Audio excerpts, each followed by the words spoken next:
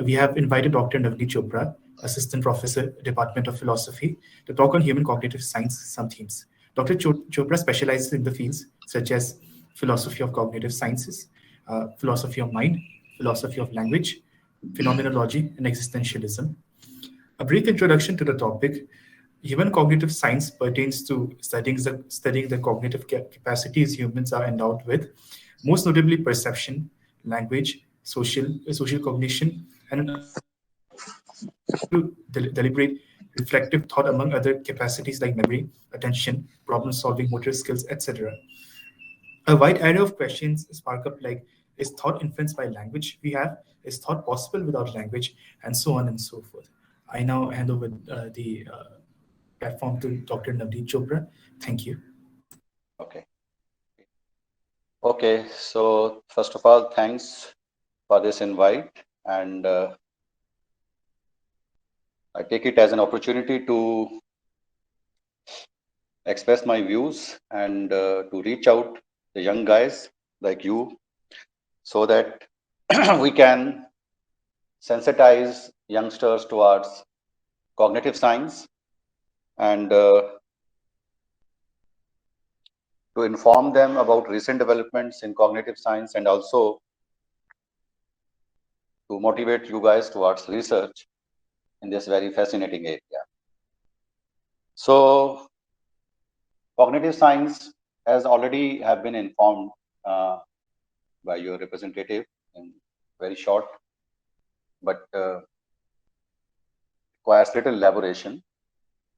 So cognitive science basically deals with how our human mind cognizes, or how cognition happens.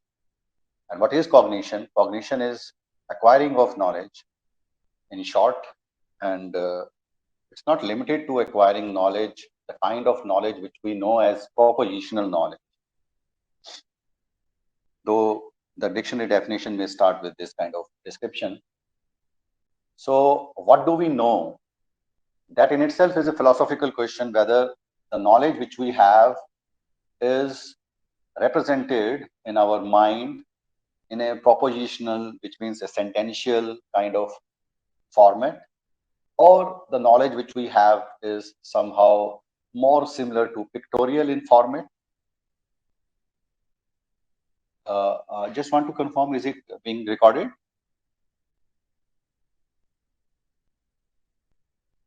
I hope the lecture is being recorded. Please confirm.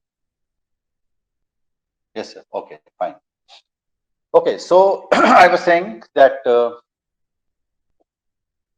this in itself is a philosophical problem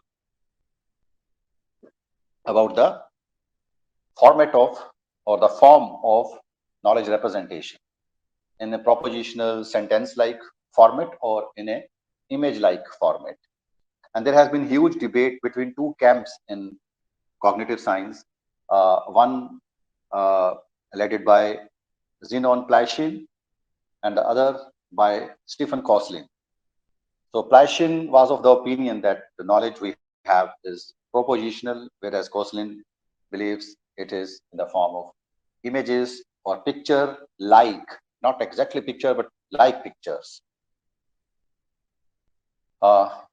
Plashin is a basically electrical engineer, then converted towards cognitive science, and Koslin is a neuroscientist, cognitive neuroscientist, and cognitive psychologist. So their respective beliefs also indicate something towards their background. I mean, it is somehow connected with the background, because people who are from engineering background, they think of cognition in a specific manner. And in today's lecture, I'm a little bit dealing with a critique towards their approach. Their approach is called representational approach, or full name is computational representational model of mind. So we'll see in brief about this model or this approach towards understanding human mind, and then we'll see a little bit critique of it, and then we'll see what should be the antidote, what should be the right approach. So as I said, cognition is representation of knowledge, and not just confined to it. It also involves your perceptual ability.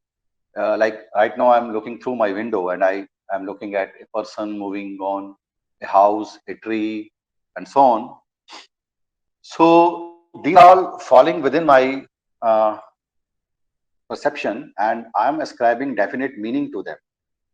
A similar concept is sensation, where we make a distinction between sensation and perception in the sense that sensation may or may not be meaningful, but perception, when we talk about perception, is always meaningful.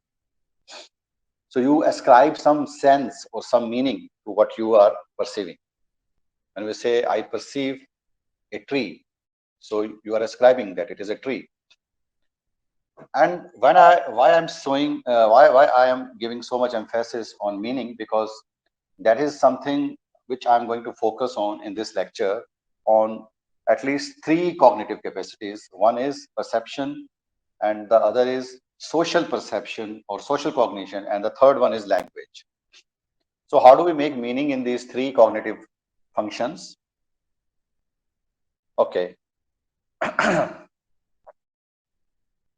So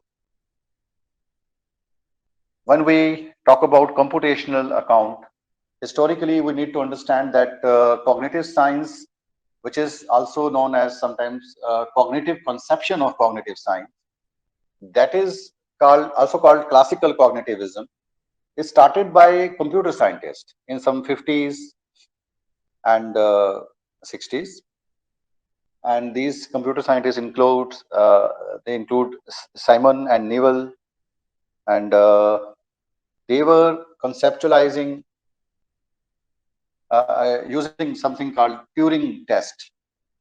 They are using Turing test, and they are conceptualizing that human thinking should be taken up as a working of a software, a computer software. So their governing metaphor is a software, computer one, and we know what is a software. It's an algorithm. It's a complex rule. It's not just one rule, but it is sequence of certain instructions which can be expressed in terms of certain abstract symbols or codes, and it acts upon certain abstract symbols which represent states of affairs of the world. Like if it is raining, instead of writing full sentence in English, it's raining, I can just write R. So R will be symbolizing the state of affair that it's raining outside. So they conceived of human mind as on the principle of working of a computer, and they thought that we can conceptualize the very thinking power in terms of certain rules, certain algorithms. This is the way a computer works, and they thought that human mind probably also works in a similar manner. So how do they conceptualize? Simply that mind is a software, and as we know that software can work upon many kinds of hardwares and many kinds of computer machines, the same software. So similarly, that software is somehow there having its own existence, independent of your even nervous system. And nervous system is merely realizing that kind of software. So this kind of position is given by functionalism, a particular school in philosophy of mind. And well, while computer scientists were not so pushy that the way a computer works is the account of human mentality, but certain philosophers of mind, they were pushing this idea that this is the way human mind works. And here lies my critique, which I'll come to it little later. And we know among these philosophers is Hilary Putnam, especially his early version of views, because later on Putnam abandons his view of functionalism. So Putnam, and then Dennett, and also Fodor, Jerry Fodor. So these are some famous names who believe in functionalism or in computational representational understanding of mind. These two are closely related. There are some subtle differences, but we did not go to them. Right now, I'm just trying to give you an overview. And this version of cognitive science is called as first generation cognitive science. So which means there is a second generation cognitive science. Yes. And I am proponent of second generation cognitive science, which is embodied and active cognition. I'll come to it a bit later. So one more famous name is Noam Chomsky, who is also a kind of computational approach who follows for giving us description of a very unique cognitive capacity, language capacity. So for these guys, there are some differences within them, but largely they think that there is some kind of rule following which operates upon certain abstract symbols, and you produce rational behavior or you produce intelligence. So let's talk about Turing test. Turing was a computer scientist, and Alan Turing, and he conceived of that if we have infinite tape at that time, it is some, I think, 20s or 30s period. At that time, we were not having CD or DVDs, so we were having tape recorders. So he thought of a tape which is infinite in length, which means you have infinite memory to store data and to store your programs. So he defined intelligence in computational terms, that if you have sufficient memory in a system, and where you can represent all the information, all the factual information of the world, then you can produce intelligence in such a manner that if you place the system inside a closed room and you ask certain questions to the system and you get sufficient replies, and you cannot make a distinction whether the system inside the room is a human being or it is a artificial intelligence system, then you can safely ascribe intelligence to that system, to that cognitive system.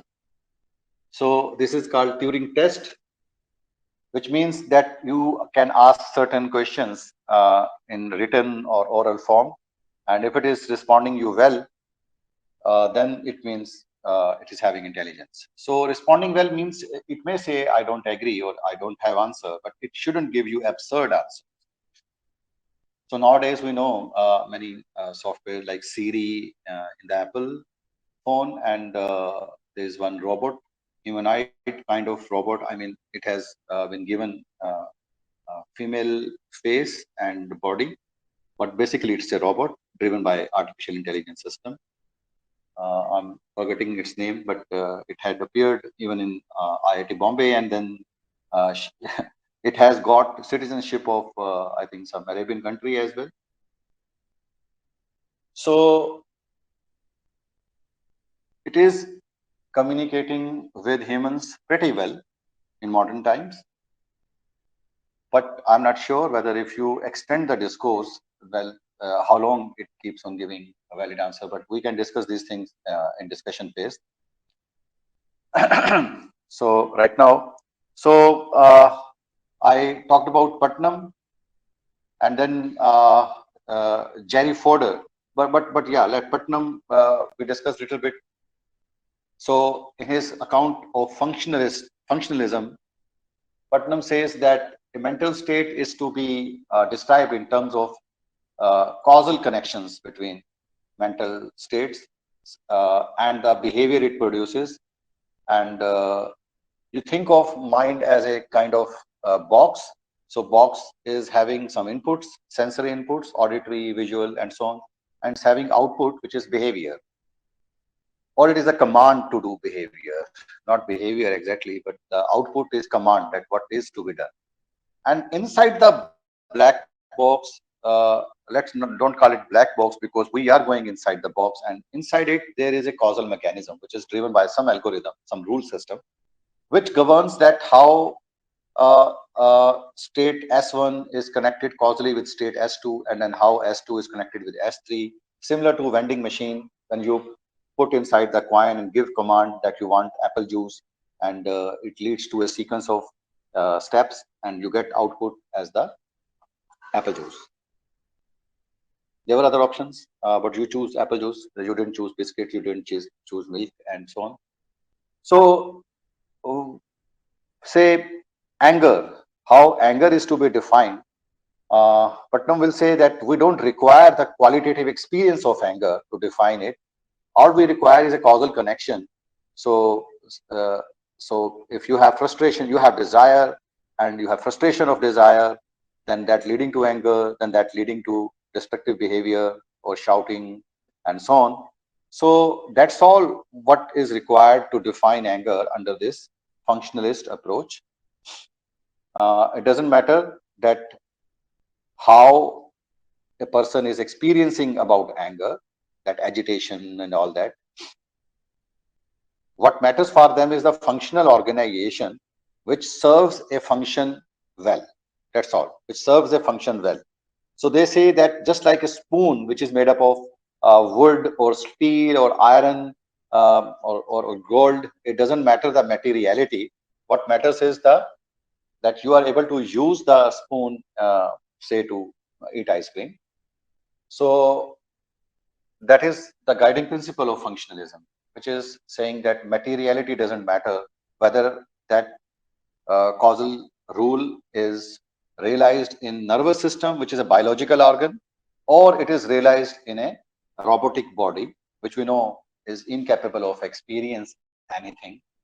And here is connected idea of zombie.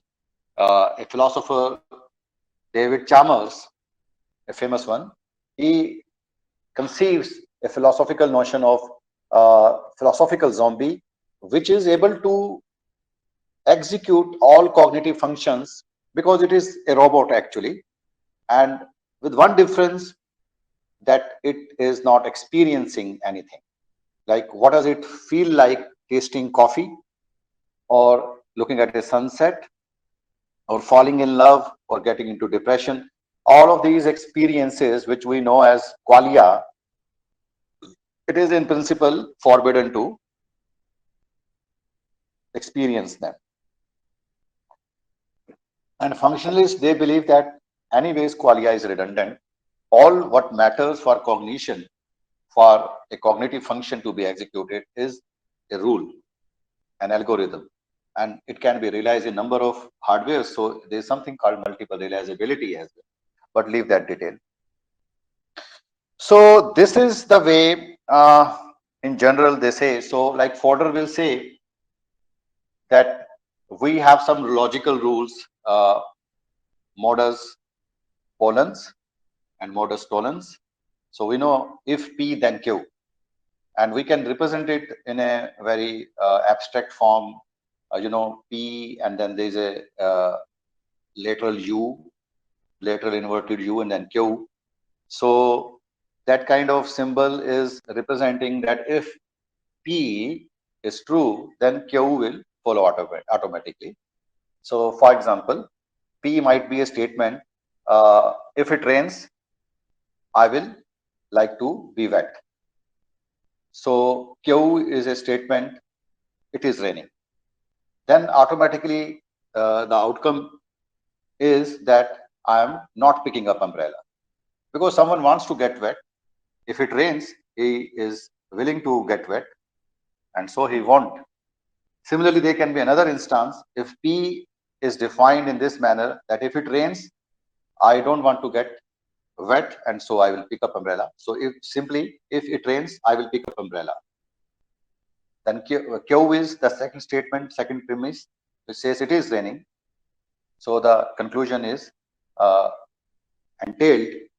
logically entailed, that I will pick up umbrella. So this is the way in which P and Q are representing factual affairs of the world, and the conclusion is following logically, right? So you don't need to have any experience. And they believe that our human mind is also working on these kinds of principles. So that is broadly computational account.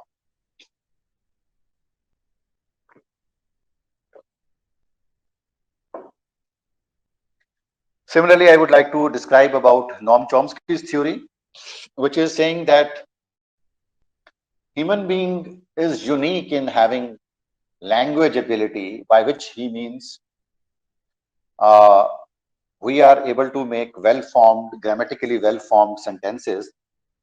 And particularly in modern version, he says it is recursive language, which means I know that Ram knows, that Lakshman knows that I am wearing a red shirt.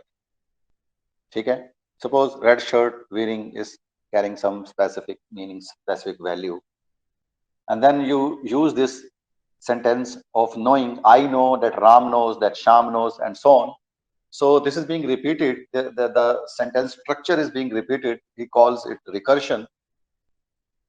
And Chomsky believes that this recursion is uniquely present exclusively in human language, not in other communication systems, like the dances of honeybees, which are specific, which are carrying specific meanings, like where is food or where is enemy and all that. And Chomsky is not willing to call this communication system as language because he believes it is lacking recursion. Similarly, there are certain primatologist reports where they say, like Sue Savage Ramberg, that she has been able to train her chimpanzee using a lexicograph, certain symbols, and she claimed that her chimpanzee is able to combine different symbols and make a rudimentary sentence like I want coffee or I want banana. Maybe banana would be more preferred by chimp. So I want banana or I don't want banana. So he can communicate these using combining the symbols of banana and want and I. And she believes that this kind of communication should be labeled as language. Chomsky doesn't agree, and they say that even if chimp is combining symbols, it is not having recursion, and so it doesn't have language. It shouldn't be termed as language.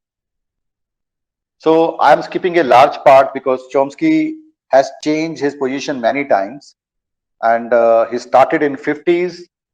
In 57, his first book, Theory of Syntax, came up, and till modern times, in some early 2000, he came up with his latest version of theory, which is called Minimalistic Program, and that says that talks about recursion. I just told you that very briefly. The philosophical aspect is that Chomsky believes there is a kind of this computational capacity of syntax, which we endow innately. It is not something which we learn from social learning, and it is not something which is a general cognitive capacity. He says he sometimes calls it language organ. Like we have organ, eyes for seeing, hands for grasping. Similarly, he says it is language organ, which means a dedicated cognitive capacity is present inside the brain since birth, and whose exclusive function is to process language, to be able to produce language, well-formed, grammatically well-formed sentences, and to be able to comprehend sentences uttered by others. So this is a kind of computational ability, and he says we have it innately, and only exclusively it is with humans. And very broader argument is poverty of stimulus argument, for which he says that very little stimulus is available in the environment, and still child is able to acquire language very quickly, and that is possible only if the ability is already inside you, innately present inside you, and environment is just triggering that ability out. Something akin to, there's in our Indian mythology, we have story of Hanuman, where Hanuman is cursed and he forgets all of his powers and abilities. And then with little bit of reminding, he realizes his powers. So something similar is here in Chomsky's story about language. So we'll see a little bit comment on this story as well. Now, my contention is that all of these descriptions, they are fascinating, and they are also fueled by fiction movies. Like we have seen movies, of Arnold Schwarzenegger and Terminator, and many other movies where we see a humanoid robot functioning very well like a human, rather more than a human, and driven by basically artificial intelligence system.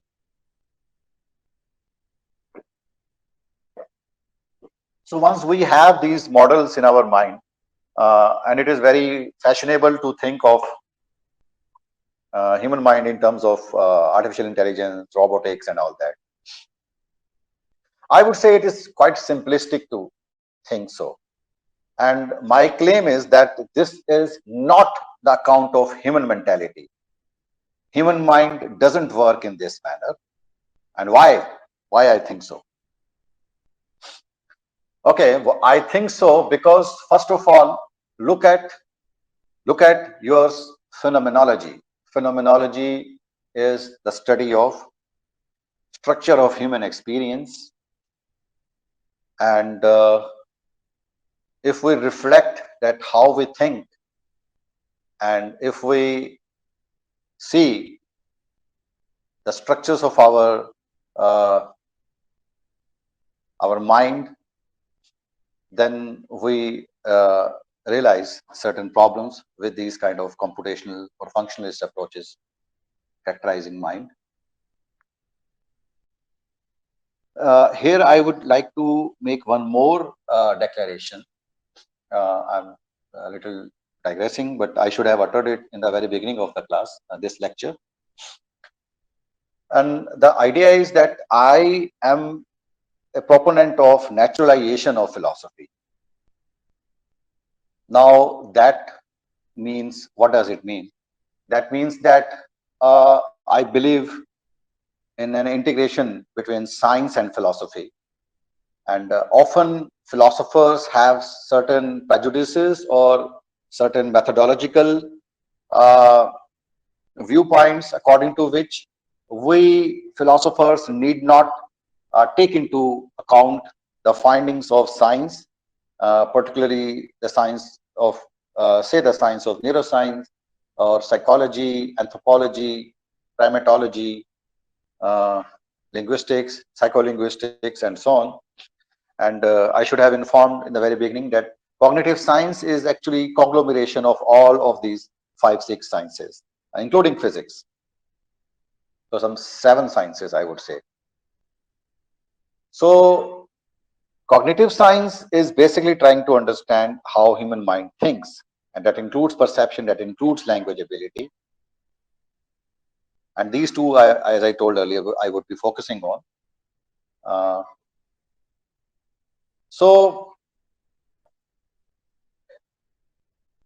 why I'm focusing on naturalization of philosophy? Because we have some philosophical tradition like rationalism, and also some streaks of analytical philosophy, which are not very sympathetic towards experience while taking account of the meaning in language and communication.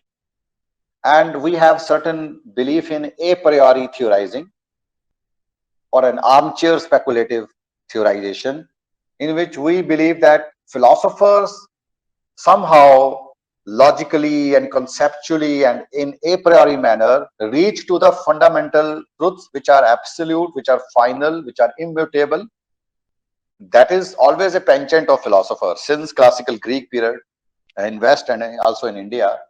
Like all utterances or most of utterances in Indian philosophy also you find in terms of very absolutistic terms, that absolute truth has been found in the, say, the form of Brahman in Vedantic philosophy and so on. But in West, the first critique of this kind of absolutistic metaphysics was probably Martin Heidegger, a phenomenologist. And similarly, in India, I would say the first philosopher is none other than Gautam Buddha. So Buddha, we know, was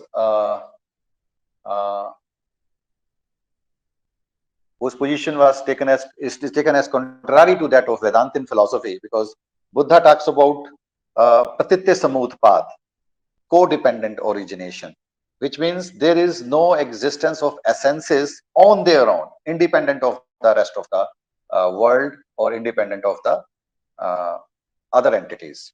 So every entity is existing for Buddha in a codependent relationship with others. It is kind of Indra net, where one gem is in the vicinity of 1,000 other gems, and each gem is reflecting the reflection of 1,000 other gems. So that kind of beautifully intricate network, which we can metaphorize through this Indra, as I just named it, Indra's net. So that exists in our mythology, and that can be used as a metaphor to understand codependent origination. So somewhat similar is the view of Heidegger, and some scholars believe that he probably has taken inspirations, if not plagiarism, from Buddhism. But we come to it a little later. But little bit connection I would like to make it with dynamical systems in modern times. And dynamical system also talks about that we cannot think of a cognitive system merely in terms of isolated agency. Things are coupled with each other.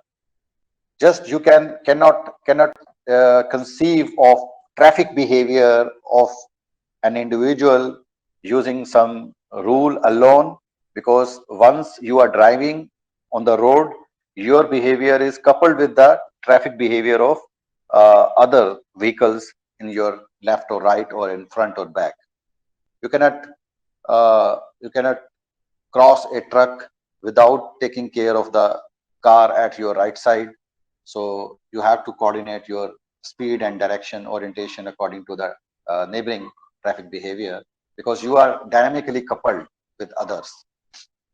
So somewhat similar is that there is no centralized cognition, but the cognition is to be understood in connection with the others. So centralized cognition means one particular agency, say gene, say genetic disposition, genetic constitution, that is responsible solely that what will be your ability at the age of 30 or 35, which cognitive abilities you will have well developed, and which one are poor, will remain poorly developed, and which diseases you are going to get, say at the age of 45. So they say that everything can be predetermined by study of your genes at infancy or when you are born.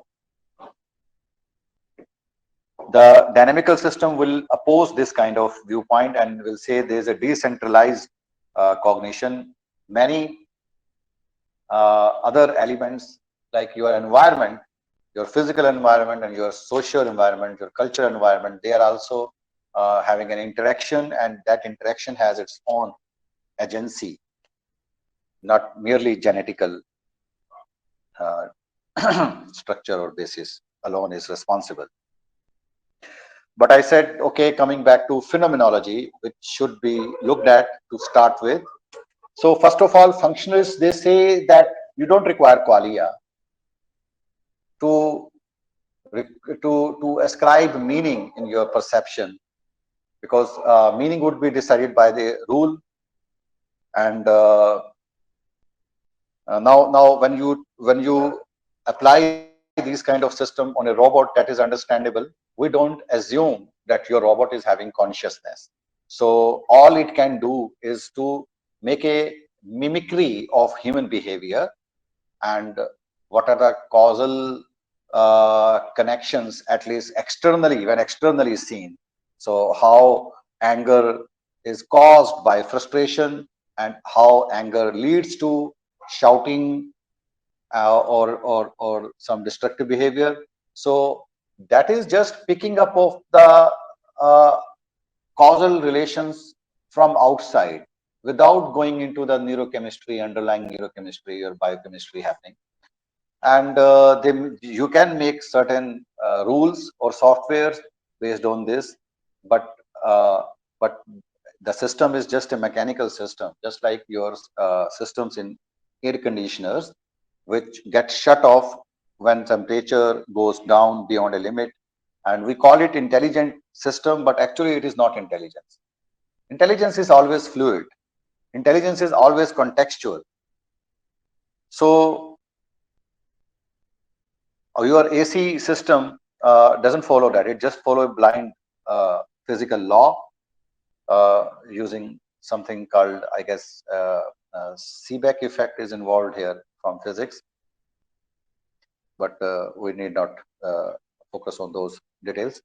So it just follows a physical law, and in a blind manner it follows. But human cognition is fluid. So to illustrate it, suppose you go inside a restaurant and you have a script. You usually follow a script if you are a civilized person, that you sit on the table, you ask for menu, and you select certain items, you wait, then food comes, and then after consuming food you give some tip. Some people don't, but mostly people give, and then you go to the counter to pay the bill. Now this is a script which is normally followed by most of people, and if you make a rule following this rule and put it on a robotic system, and you make sure that it is humanoid in form and it behaves nicely following this rule. Now assume so that something goes wrong in the process, like if the restaurant is caught on fire. So every sensible human being, they will just run away, leaving aside this protocol or this script, this pattern of behavior which I just described. Obviously a human being will do this.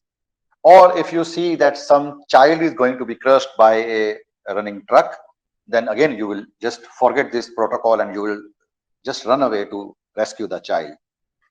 But we don't expect so from a robot, because robot is just working on a rule, a blind rule. Okay, so this kind of fluidity is not there. We act according to the context. That kind of contextual sensitivity was not there. And the very meaning for us is experience. Like a child is getting crushed, we know it is an experience for us. We don't want a child, innocent child, to die. So that is meaning for us, not some rule book which we are following and working on that. And as I told, that we have a fluidity according to changing situation, we act, and that is all involved in human intelligence. Well, after saying this, they try to bring certain changes, so they make more and more complex rules.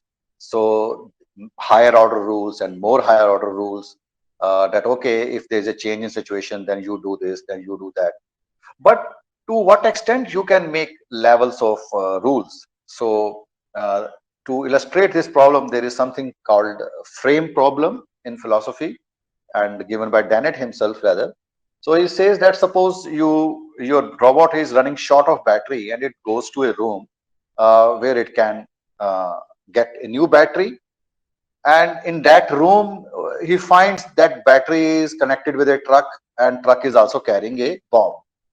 So robot, being a blindly following rule, he will because the battery is fixed to the truck, so he will drive the truck, and the result will be that soon a bomb will also explode, so it will be destroyed. So okay, they will make some changes and they will tell the robot, they will feed instructions that okay, you read the environment and see what is relevant and what is not relevant, what is irrelevant, and you remove the irrelevant.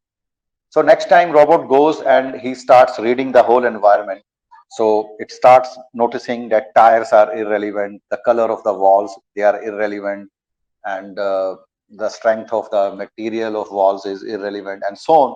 So, in this manner, it is reading infinite of factual affairs, and meanwhile, the bomb again blasts. So this raises the problem that what information is to be taken. I mean, how much your window should be, the frame, how much your window frame should be wider, that to let in relevant information and to exclude or ignore the irrelevant. And it boils down to that what is relevant, what is irrelevant. So it boils down to common sense as well, that what is common sense. I have certain views on it, but this is not the right time to discuss them. But in philosophy, this in itself is a question that what is common sense. In very brief, I define it in terms of worldview. And I believe that when you are acquiring language, you are acquiring a unique kind of worldview, and that predisposes you to think in a specific manner according to the language which you have acquired. Every language is a repository of a unique worldview, which involves social worldview, cognitive worldview, ontological worldview, and so on. So if you acquire Greek, you think in a specific manner, and if you acquire Chinese, you acquire a different worldview, so you think in a different manner for certain aspect of reality. I'm not saying that you will be radically different, but on certain aspect you will think differently. And there are empirical studies to show this effect. I have documented it in one of my papers, Language and Worldview. So you can have a look there. Anyway, so coming back to phenomenology of Husserl. So Husserl informs that we don't behave like in a robotic manner. He characterizes it in terms of noema and noesis.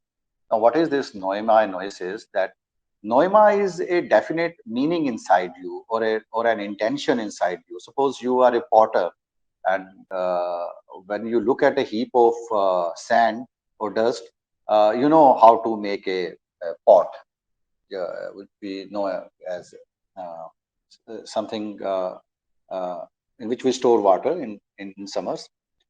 So once you start making that round pot, and in the very process, you may actually end up destroying the pot or end up making some another kind of pot, which we call in Hindi as surahi. You started making a ghada, but you ended up making a surahi. So something similar happens. We have an intention. We go into the world to act in a specific manner, but while engaged in the cognitive process, your noema, either it gets strengthened or it gets destroyed or it gets changed. So there is a dynamicity involved in the noema and noesis. Noesis is the process of cognition. So while being engaged in noesis,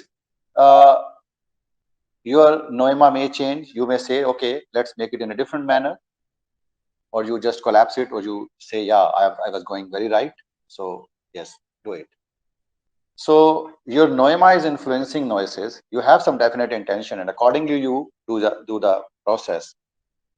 But in the process itself, your noema changed. So noema and noesis, they have a kind of dynamical coupling or dynamical connection with each other, and they influence each other. So this kind of, again, fluidity in human mind is reflected in noema noesis structure. That is one structure of human intentionality, which Husserl, the founding father of phenomenology, he describes. Such kind of characterization is not possible in a robot, as I just described in the situation where a restaurant is caught on fire or a small child is going to be crushed by a truck. And then we get into all kinds of trouble when we try to remove them. We get into trouble like frame problem and common sense and all these problems. Okay. Now, if you look at Heidegger's phenomenology, then again, it is having, it is describing that first of all, human mind is not to be understood as a single isolated individual or consciousness, When we say consciousness, we mean that there is a single consciousness, isolated one from the rest of the world. It interacts with the rest of the world, but it in itself is different. So Heidegger coins the term Dasein, which means being there or being out there, which means an advocacy for process philosophy, which means that you are essentially intertwined with the historicity of the world, of the culturality of the world, and also you are having an instrumental relationship with the objects. And in that instrumental or pragmatic connection, you make sense of the objects. So Heidegger says we make certain structures, we have structures as if structures, as if. So put it simply, you make a distinction between a table and a door, though they are made up of same wood, and it is because you have a different kind of pragmatic connection with the table and with the door. Now, for a woodpecker, this as if structure will carry no difference. For a woodpecker, it is just packing into the wood of table or door. For it, there is no difference in meaning. So this is having a philosophical message for us, for our mind, that meaning, what is the nature of meaning? Is it residing out there independent of you? That has been the classical position of rationalist philosopher, most of rationalist philosopher, and also analytical philosopher, sometimes, as it seems to be, if not always. So Heideggerian phenomenology informs that meaning is not something like gravity waiting to be discovered and existing independently. Meaning is something which is being emerged in your pragmatic relationship with the objects, right? So that is again which involves the role of body and role of action. What kind of actions are yielding what kind of effects, and that is going that is what is going on in the meaning of hammer. So Heidegger gives example of hammering or hammer.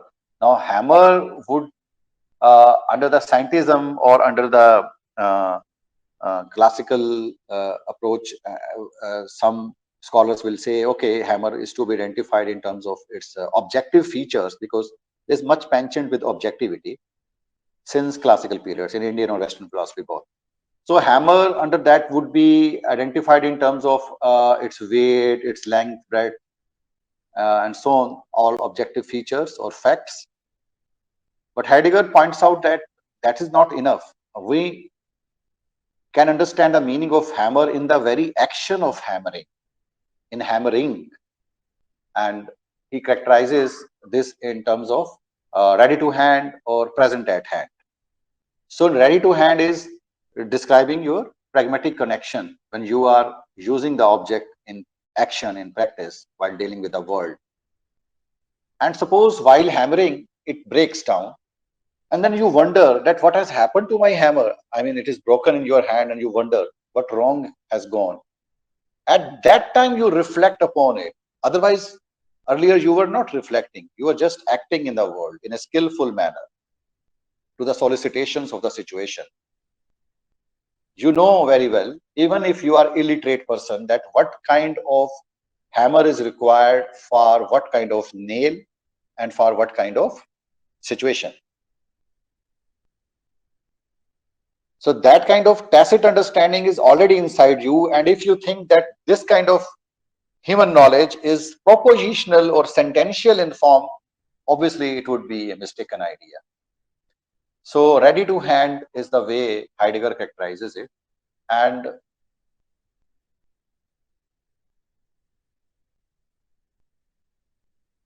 second. Yeah.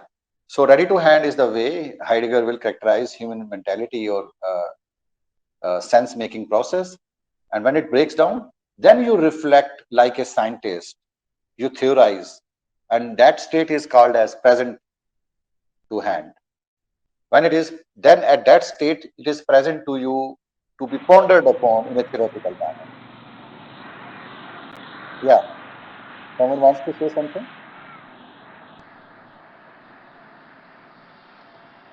I'm getting some disturbance. I think, yeah, fine. Okay, so here in this description lies the criticism made by modern phenomenologists like Hubert Dreyfus, who talks about human cognition as skillful uh, dealing with the solicitation of situation.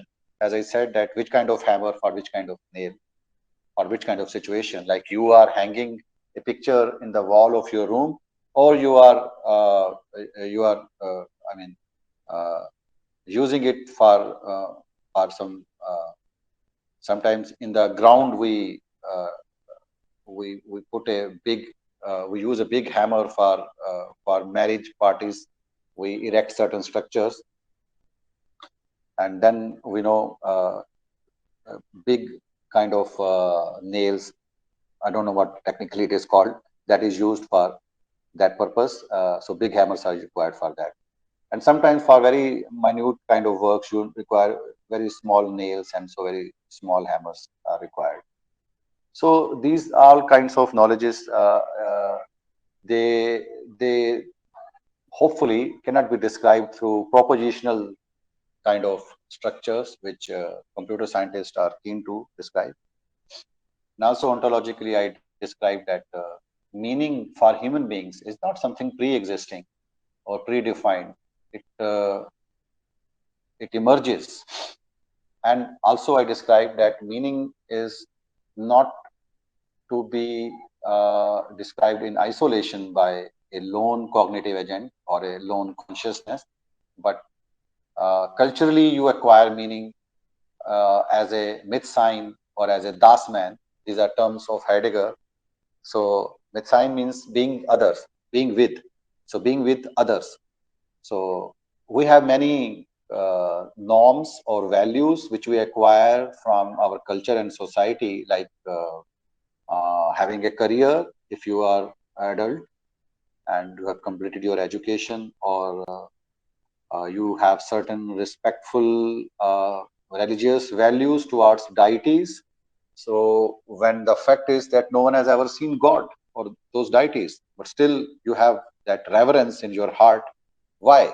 Because of your structure, Mitsein, right? So you are being with others. And similar is sexual morality. So all of these kind of situations, they describe that we are very much cultured beings. We are not isolated lone agencies. So this is lessons from phenomenology, and the right kind of cognitive science, which is inspired from these phenomenological descriptions, is called embodied cognition, and it has been expanded into various variants. So it is now, full name is embodied, inactive, extended, externalized, and affective cognition. So it is dubbed as 4EA cognition. I have already described the inactive elements in Heideggerian philosophy. Inactive means that you need to do certain actions in the world or with the objects to make sense of them. And those senses or meanings are not pre-existing, they emerge when you are doing action on them. So I will give you few examples in perception and social perception and in language, where we show that how this embodiment is true.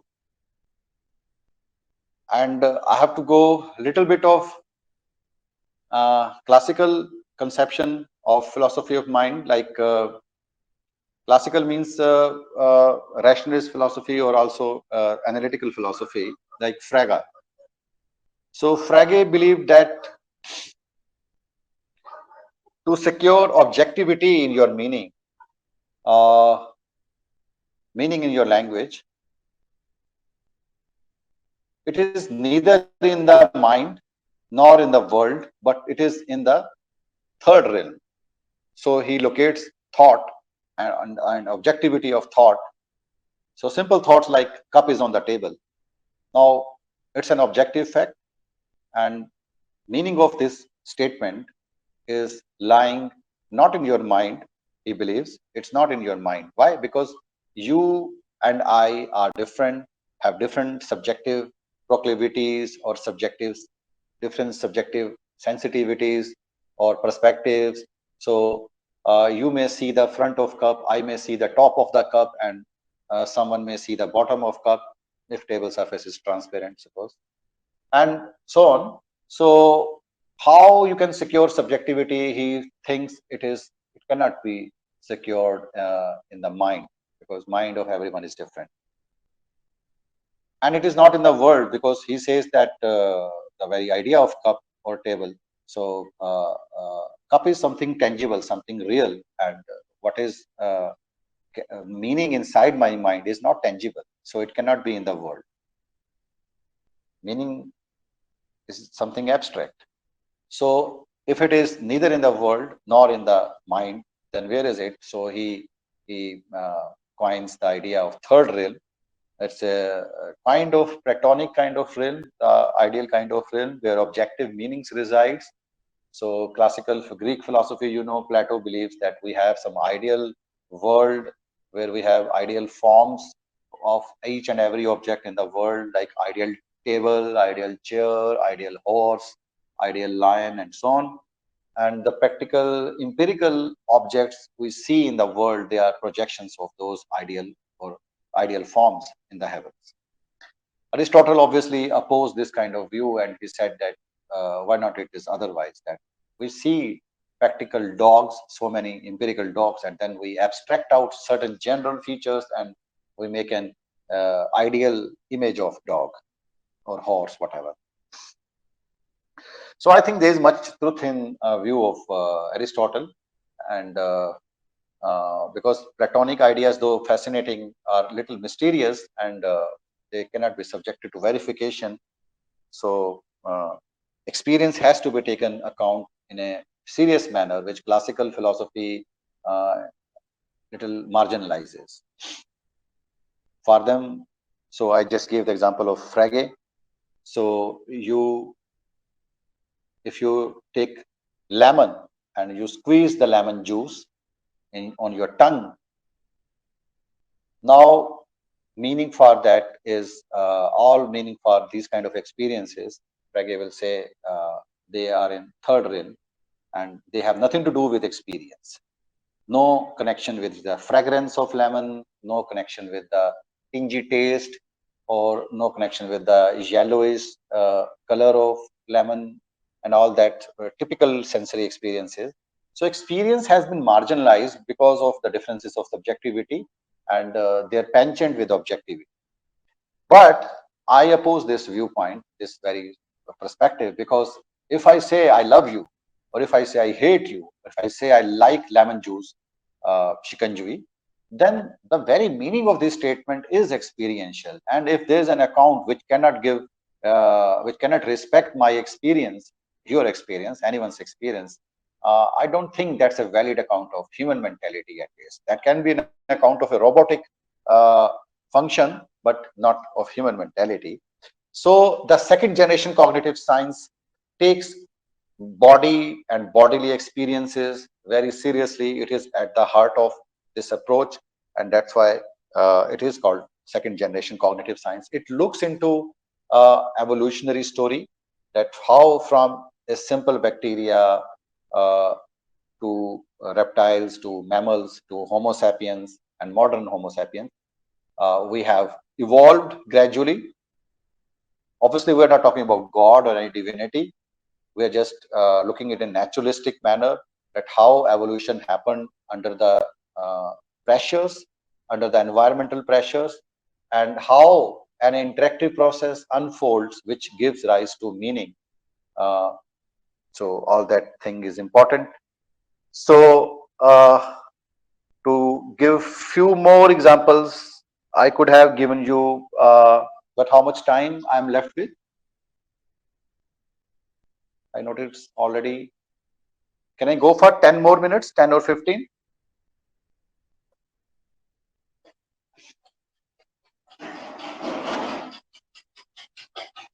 Okay, yeah.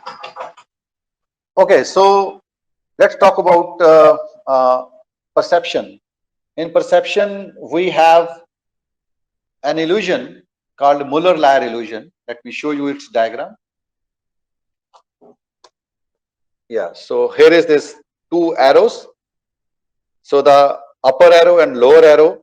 Now most of people, they see the lower arrow to be longer in length. I hope you will be agreeing with me. This is called Muller-Lyer illusion, and it's illusion actually the length between the arrows, the length of the line between the arrows is same. And now I have told you that length is same between the arrows. Still you look at it and still you will continue to find the second arrow to be longer, right? So why is it so? Fodor believes that it is because of something called informational encapsulation. He says that you have dedicated module for vision, for hearing, for smelling, and so on. So owing to the modularity of vision, you do fast processing, and your output of the module remains unaffected by the rest of the knowledge. Now, in the second case, I imparted you the knowledge that actually they are of the same length, and still you continue to see them dissimilar in length. That is the result of module, Fodor says, and it is unaffected by other. But under the embodiment, we say this description, the phenomenon is right, but the explanation is wrong.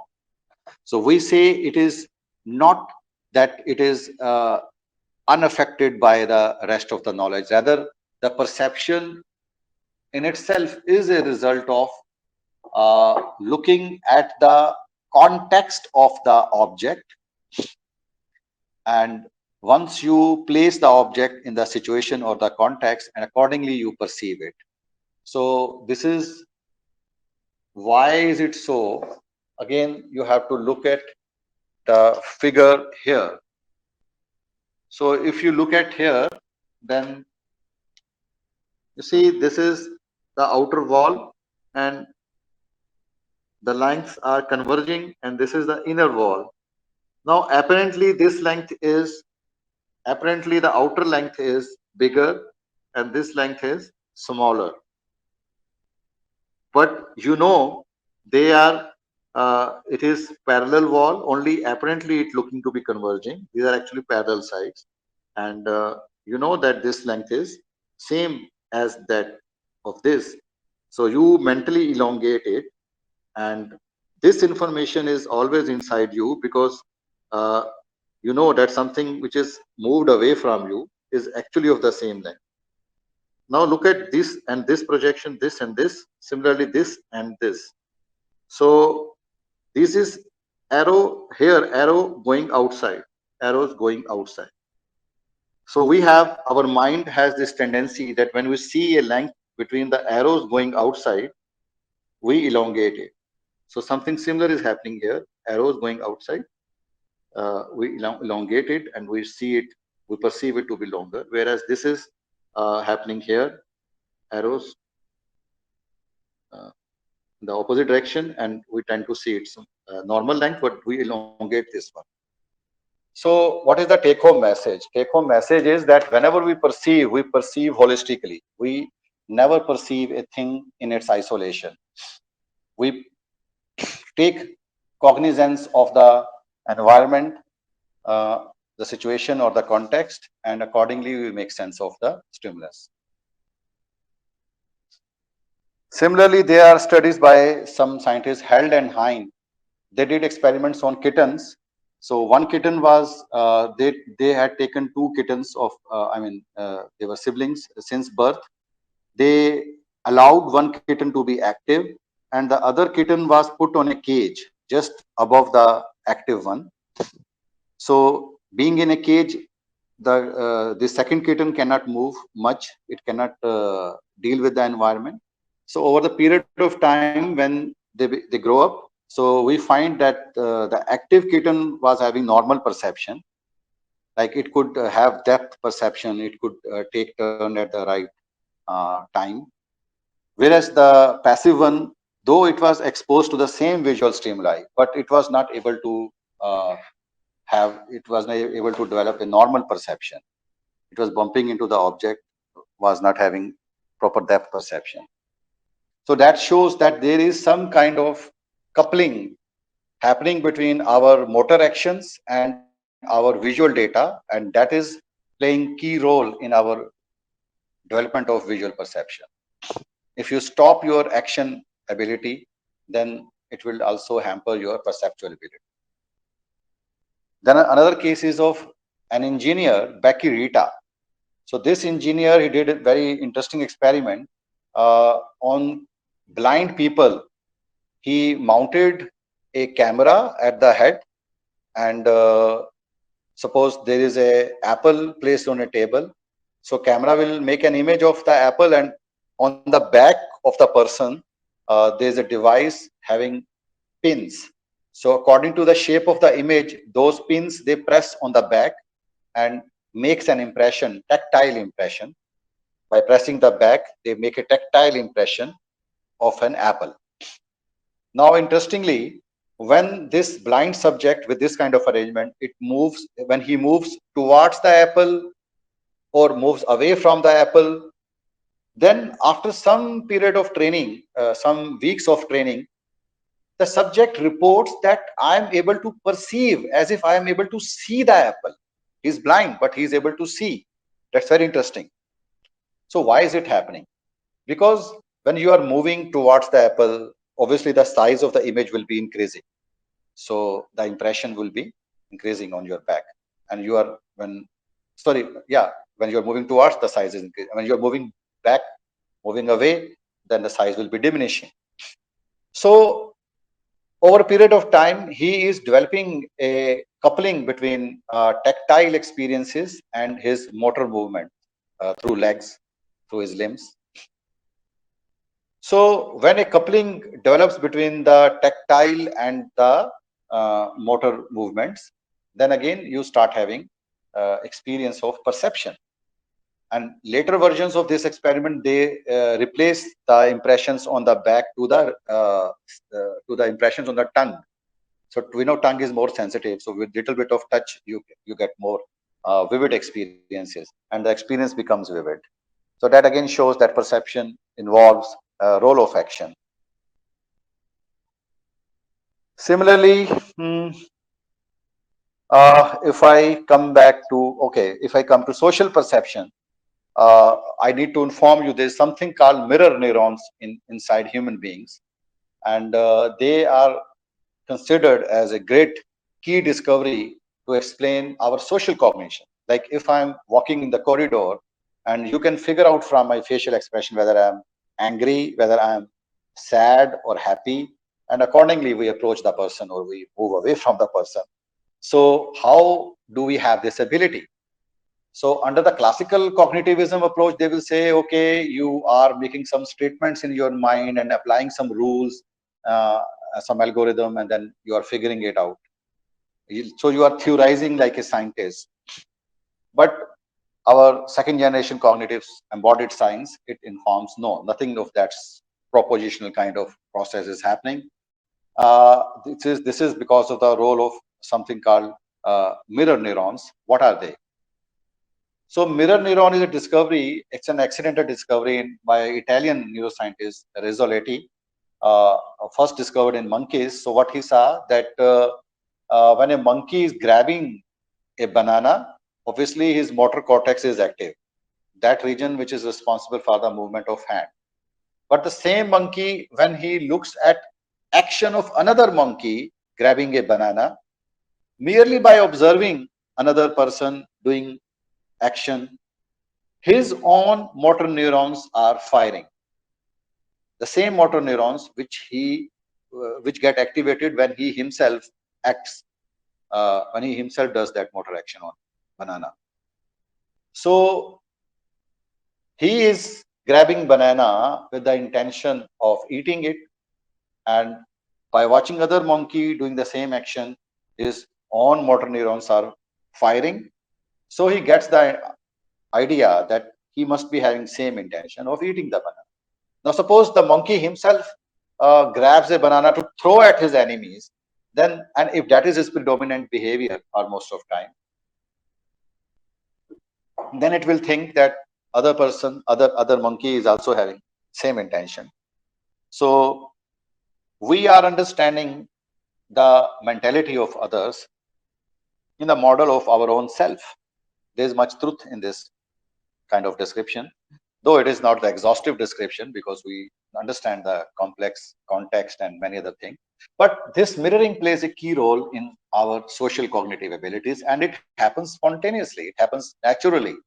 You are not reading some propositions in your brain and then applying some rule. So this is what we learn from cognitive neuroscience. Later on, it was found that in humans also, here in the region, Broca region, which is classically considered as responsible for articulation of speech. So that region is containing mirror neuron. And there is a paper by Michael Arbib, it's called Language Within Grasp. Now, I don't want to go to details, but in nutshell, it is integrating our social cognitive ability of having an empathy with others' state of mind, others' intentions, others' beliefs, according to his or her own perspective, and our language ability. It also involves something called mimetic schemas. So what are mimetic schemas is simply that in lunchtime, if you pick up your spoon and point it towards your colleague who is sitting some 20 feet away from you, and you make this gesture, eating. So you are pointing out that it's lunchtime, let's go for food. So that's a kind of mimicry of the very action of food through spoon. And it's a pattern, it's called mimetic schema. There are similarly many other mimetic schemas for, say, a predator. So if we come across, say, a wild lion, then we're going to say, this is he's going to something fierce animal is around you. You can inform your friend or conspecific. So these mimetic schemas are shared ones owing to the similarity of our bodily structures and our bodily experiences. And when we make these gestures are proto-languages. And when we make these gestures, the other person using his mirror neurons simulate the mental state which we have and understand our intention. If I make this gesture, means some predator, some wild animal is around and I should be careful. So if I am making some sound while making this gesture, like these baboons or chimps, they make certain specific shrieks, specific calls for a friendly animal or for a prey or for a predator, and specifically what kind of predator, whether it's an eagle or it's a leopard or it's a snake. They have specific calls to their conspecifics, and they make specific gestures. Like they have a call for eagle and they look up in the sky, and they have a call for snake, they look down towards the ground. They are on trees, monkeys are found on trees. So specific kind of sounds with a specific kind of gesture or mimetic schemas, we are starting to grasp language. So language is a different, classically it is a different language capacity and social cognition capacity are very different capacity. And many people, they raise their brow, they say, how can you connect these two different capacities together? But we are understanding, using our understanding of primatology and psychology, that we can connect these bodily symbols with specific meanings, and the other person using mirror neurons can understand it and so associate definite meaning with the specific gestures or sounds. So in that way, language originates. That's a naturalistic account.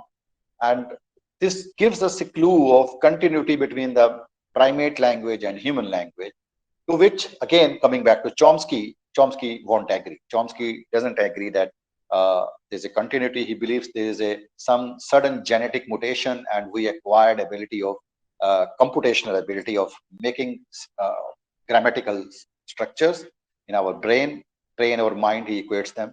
For him, mind is nothing but brain. So that sounds little strange because we have this intuition that they should, if we have evolved from monkeys, so there should be continuity between proto-language of monkeys and our evolved symbolic language as well. So there was one more interesting study done by Adolphe, and that is just to show you the role of mirror neurons. Adolphe, he studied a patient who was able to see facial expressions of sad, happy, angry, or in fear. I mean, when you show him pictures of sad face, happy face, and so on, he was able to identify it's sad, it's happy, and so on. But if you show him a person's face expressing disgust, our subject is unable to identify the expression, the facial expression. He cannot identify. So why is it so? We theorize that the person is having lesion in his brain region called insula, and that's part of motor cortex. So you know, when you have and that region is actively involved in your experience of disgust. And when you make disgusting expressions like this, oh, so disgusting, then you make certain facial expressions, and this motor cortex region, insula, is involved in it. Now that region is damaged. Because this region is damaged, the person is not able to experience disgust, is not able to map the facial expression of others of disgust on his own face. So the modern theory is of simulation theory, that when you find your face to be happy, I am actually projecting your facial muscles responsible for happy, I mean corresponding to the happy, not responsible, but corresponding to the happy face. I map it on my body using my mirror neurons, and I simulate that feeling inside me, and I say, okay, he is happy. Now, if my relevant motor region is damaged, I cannot map it on me, and I cannot read it. So that's an interesting study showing that mirror neurons are causally involved in social perception or social cognition. So all of these are involving embodiment, bodily experiences, and they are involving sensory and motor experiences, which are feeding back into the abstract cognitive abilities. We have also something called metaphor theory by Lakoff and Johnson. And they say that look at your language, look at the concepts in your language. All of these concepts are metaphorical concepts. Inherently, they are metaphorical. Like, I'm feeling high. So why I'm feeling high? Because, or he's a very warm person. He met me warmly. And we say he's a very cold person. Don't talk to him. Why do we use these metaphors of warm or hot or high? Because they are associated. When you were a small infant, your body was clinging to the mother's body, and mother is affectionate. So the warmth is associated with affection. So we say he shakes hand warmly. So all of these concepts in our language, they show they are metaphorical, and they are metaphorical means they are your embodied experiences, sensory and motor experiences. So there's a projection of these sensory motor experiences in your abstract concepts, and that is the way your concepts are grounded in your body, none other than but body. So these are the ways in which we study nowadays, even from psycholinguistic experiment. Someone from the name is Pulver Muller. So like if I say lick or kick or pick, then it was found that when I say pick and you are understanding the meaning of it, and if I put your brain under scanner fMRI, then we see that motor region corresponding to hand is getting activated. If I say kick, then motor region corresponding to your feet is getting activated. And similarly, lick, your tongue region is getting activated. So that gives credibility to the embodiment theory again in the language itself. Similarly, there are much more kind of descriptions. I have given you just a brief description. Okay, so I'm summing up. In short, uh, there are two levels in cognitive science. First started in some 50s with with computer scientists who conceived about mind as a computer working on a software. I criticize it because this is the way a robot works, not we. Because when we make sense of a word, when we make sense of a face, or when we make sense of any activity in the world, that is essentially experiential. Suppose someone shouts, "You dog," and obviously the experience of that humiliation, it gets activated, and that is the meaning, that is the intended meaning by the utterer, which I have received it well. So how can you kick out experience from your descriptions, from your account of mind? So if there is an account of mind which says that qualia or qualitative experience is redundant, it is not required, I think it's certainly a false account, or certainly a misdirected account. So we need to be away from it. It's not really relevant to understand that how does human mind work. If you get enchanted by these fancy Siri software, or this robot, humanoid robot, Alexa, or something like this was named, not Alexa, Angela, whatever. So so if you get enchanted by these kinds of fancy artifacts of engineering, that is fine, and they might someday work maybe better than us, and they are already useful in operations, in surgical operations, and sometimes in education as well. But certainly they have limitations. Certainly they have almost no implication for psychiatry, that how we develop certain mental illnesses and how to get rid of them.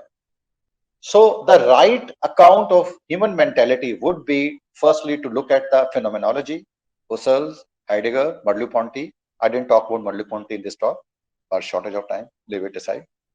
So from these phenomenological accounts starts the second generation cognitive science, which goes away from the computational accounts, and it goes into something called embodied cognition, 4EA cognition, which takes experience into account very seriously, your sensory motor experiences and your affective experiences. That is taken account in this kind of approach. I gave you certain experimental findings, Held-and-Hein experiment, Becky-Rita experiment, and Muller-Lyer illusions description. So they show, and Adolph studies, they show that how body is very much incorporated in our cognitive function of perception and social perception, and also in language. So that's it. That's all what I want to motivate you towards. And there are further contentious issues within the embodied cognition, and I couldn't touch in this talk. It's already 1.5 hours. That whether we think in language or language merely helps us. And I just gave a brief description that the kind of language we acquire, whether Chinese, does it make our mind a little different from if we acquire, say, Hindi or English or say Greek. And I told yes, there are studies which shows that language does make your mind think in a different manner.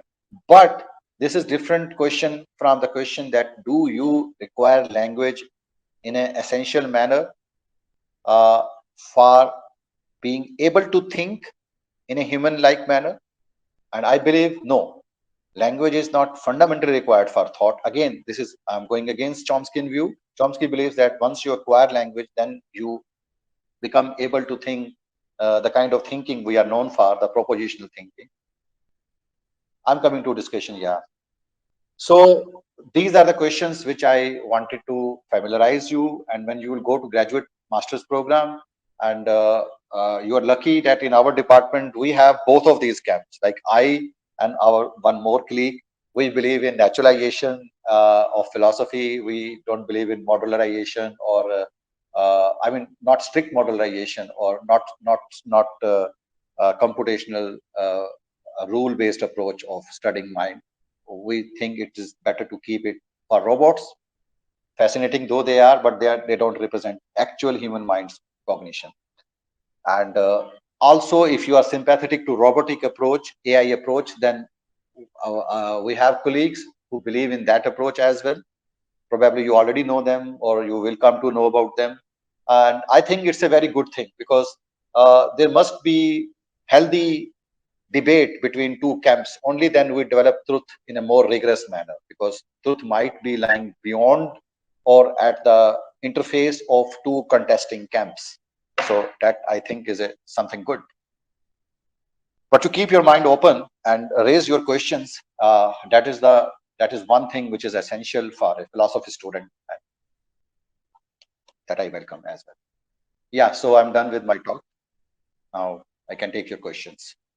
Please go ahead.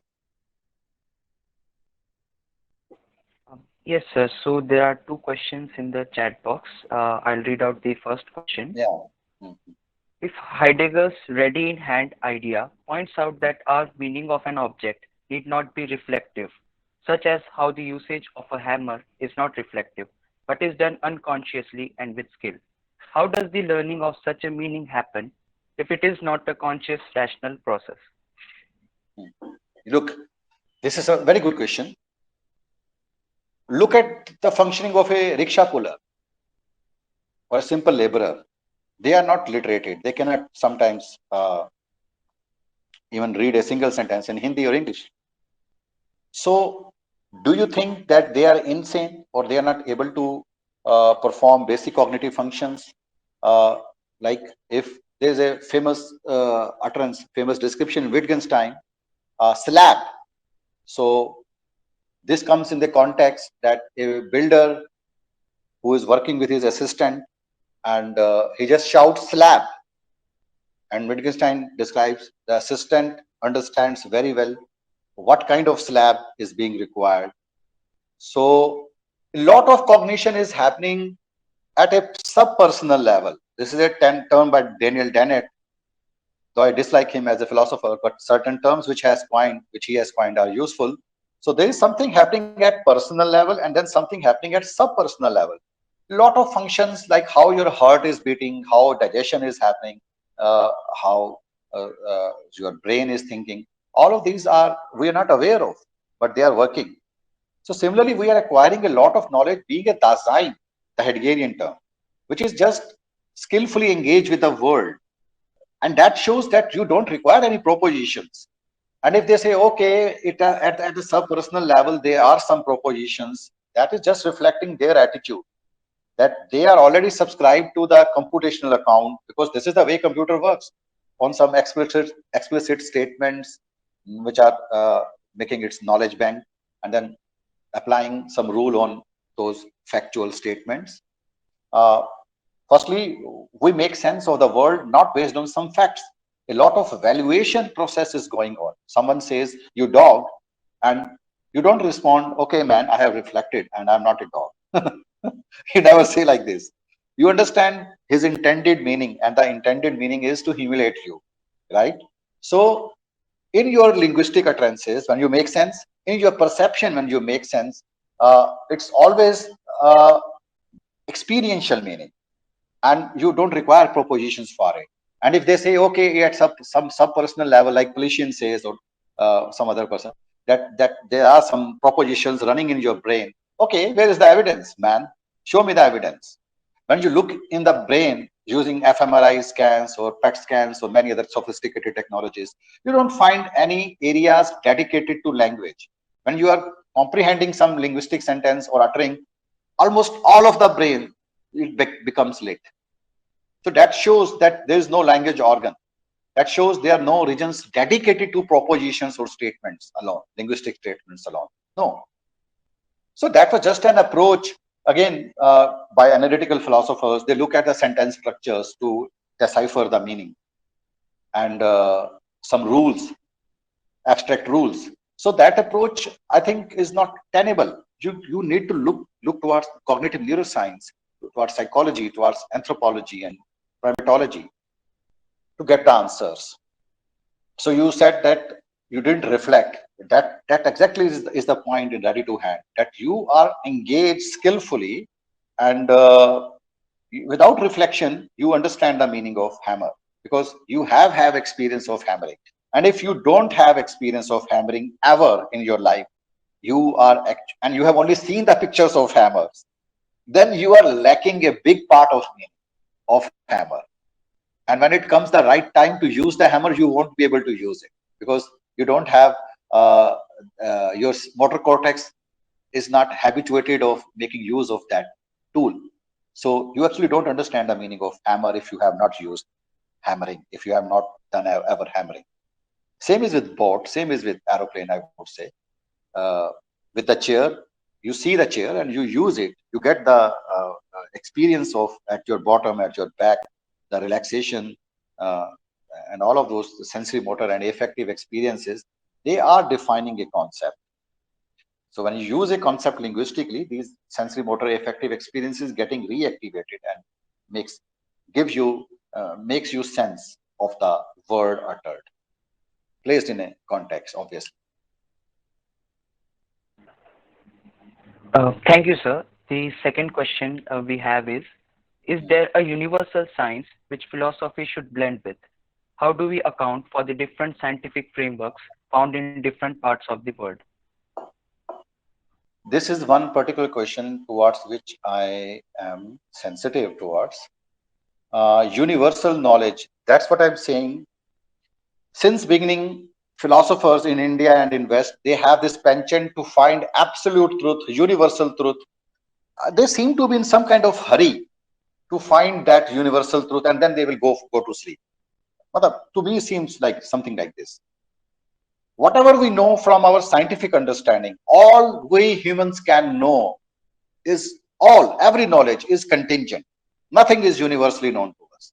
Even in physics, when we talk about universal gravitation or Planck's constant and so on, gradually, first of all, they are not discovered by a priori speculation, by armchair speculation. No, they are discovered by observation, by data, and then on data, we come up with a creative explanation by abductive reasoning that, okay, this seems to be a sensible explanation for this large number of observations. So that is inference to the best explanation. So this is take-home message from science, that whatever knowledge we are acquiring, it's all contingent upon that we come up with a sensible explanation, inference to the best explanation for the known facts. And then with passage of time, it gets confirmed, we increase our confidence. And then a stage comes when contrary data comes in, and it is inexplicable in your paradigm. And that is the time of revising your paradigm, revising your very basic fundamental assumptions and beliefs. And that happened in the history of physics with relativity theory by Einstein, and also more radically in quantum physics, where we abandoned many of our commonsensical notions. Like Einstein talked about relativity of time. Now, that is very, very, very strange kind of idea. How can time be relative? He said that a rocket moving at great relativistic speed, say 250,000 kilometers per second, in that rocket, the speed at that speed, the time will become slow. On Earth, if you come back at that relativistic speed to Earth after 50 years, 50 years of Earth time, and in that spaceship, you might have spent only 15 years. It depends on your exact velocity of the rocket. That can be figured out using calculations. But the idea is very strange, and most of community rejected it. Einstein was a forgotten name, but then luckily after some decade, some celestial phenomenon happened and his theory get confirmed. So a lot of commonsensical notions, they get rejected. In quantum physics, it is much more rejection of commonsensical notion. Like causality is also challenged. Inherence is challenged. We say that something is inherent, like we have either waves or we have particles. And in quantum physics, we ask this question for electrons or photons, and we realize that we cannot answer them in terms of particleness or waviness. We commonsensically we believe this glass in my hand is particle, it's solid, concrete, and waves, they can superlap on each other. And electrons, if we say what is the nature ontology of electron, whether it's wave or particle, we don't have any fixed answer. It sometimes behave like a wave, sometimes behave like a particle. So inherence, the very notion of inherence, our commonsensical notion, it is challenged. So we think in terms of universal. Okay, we are finding some universal truth using philosophy, and often they say science is giving us contingent truth. I think it is unnecessary arrogance of philosophy, and we should look at science. And most of the, not even most, whatever we find, it is considered as true till that day comes when it gets refuted, and we should welcome that. Simple. So Russell says a beautiful statement that I will never die for my ideas because I can be wrong. So whatever we know can be wrong. We should be open towards it. This universal means you are then working like a theologian, like a like someone who believes that his ideas are finished, absolute truth he has gained, and his search is finished, not ideas, sorry. So his search is finished, he has reached to the absolute truth, knowing which nothing else remains to be known. So that's a very unfortunate view, and we should be away from it. That's it. The third question we have is, with regards to verification, how do we verify the testimony of others that they have private experiences? Yeah. Look, this is also a classical problem in philosophy, problem of other mind, as it is called. So the various dimensions, ontological, epistemological, conceptual dimensions, and so on. Interestingly, my doctorate is on this topic itself. So what we learn from Heideggerian phenomenology is that we are actually much intertwined with each other than what we believe it to be. So there is no single isolated consciousness, as I said in my talk. We are being with others, with sign, as he says, or we are being in the world, or we are Dasein. We are not isolated lone consciousness. So, and in modern neuroscience, cognitive neuroscience, we know about mirror neuron theory, which enables this intersubjectivity or common empathy to be possible. So that's a neurological explanation. And at phenomenology, we always, I mean, not always, but since time of Heidegger, we knew that there is no lone consciousness. So most of the time, with most of the beings, we have actually oneness of experiences, which we call as empathy. Another, Ivan Thompson says it's not merely empathy; it is empathy of empathy. And I say it is even one more step: empathy of empathy of empathy. Now it's a little complex structure. Some other day I will describe. But the bottom line is that we always have appreciation of others' mental state, experiential one. And if other is also looking at us, so both of us are in a joint attentional situation where I know he knows about my mental state and I am looking at his mental state. So I know he knows my mental state and I'm looking him, and I know he knows me. He knows I knows him. So there is a circularity, and that is the condition of intersubjectivity. We always live in that intersubjectivity if we are normal human beings. Yes, there might be some outliers, some maybe psychological disordered people, some schizophrenics.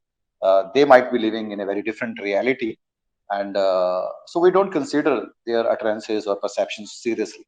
If we are talking about normal human beings, ordinary human beings, then there might be a little bit of differences of subjectivity. Like you might be very sensitive towards the taste of, say, shikanjvi or some cold drink.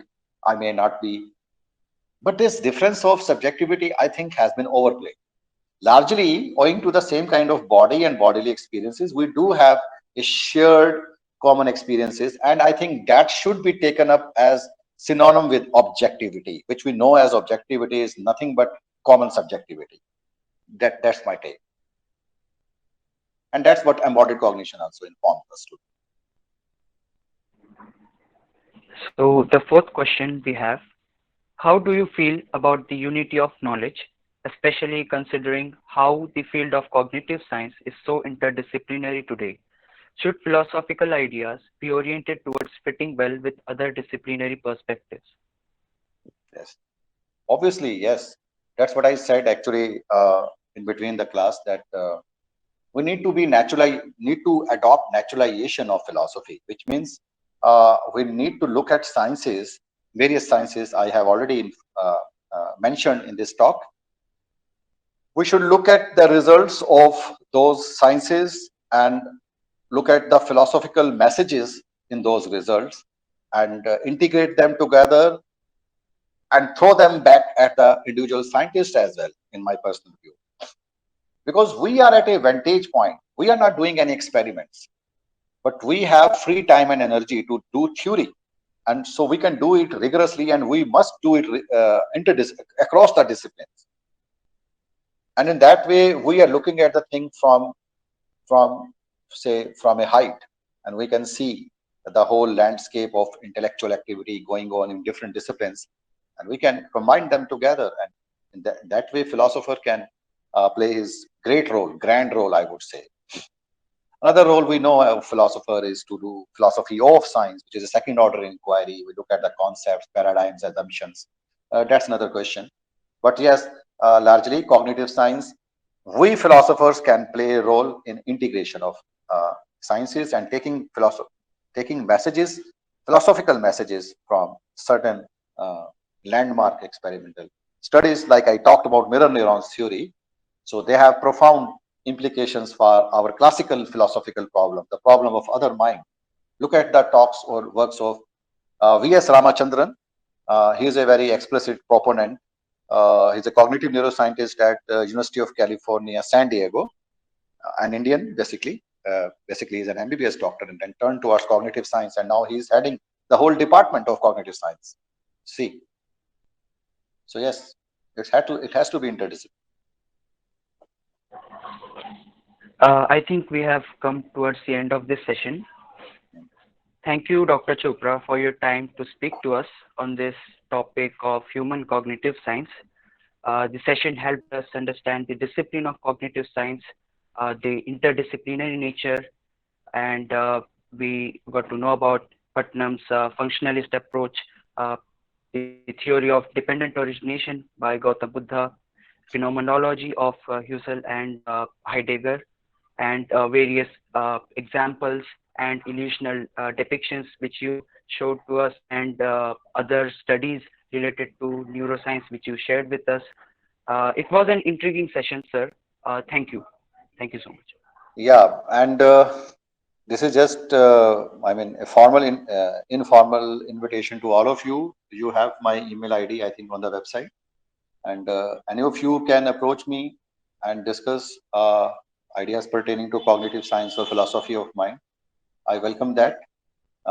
And so I could see a certain number of you students. So are all of you from philosophy department itself, or also some allied disciplines?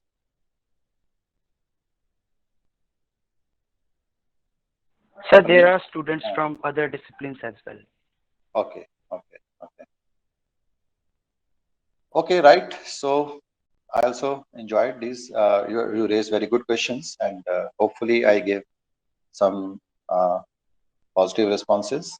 So looking forward for further interactions. Thank you. Sure, sir. Thank you very much. Thank you everyone for joining the session.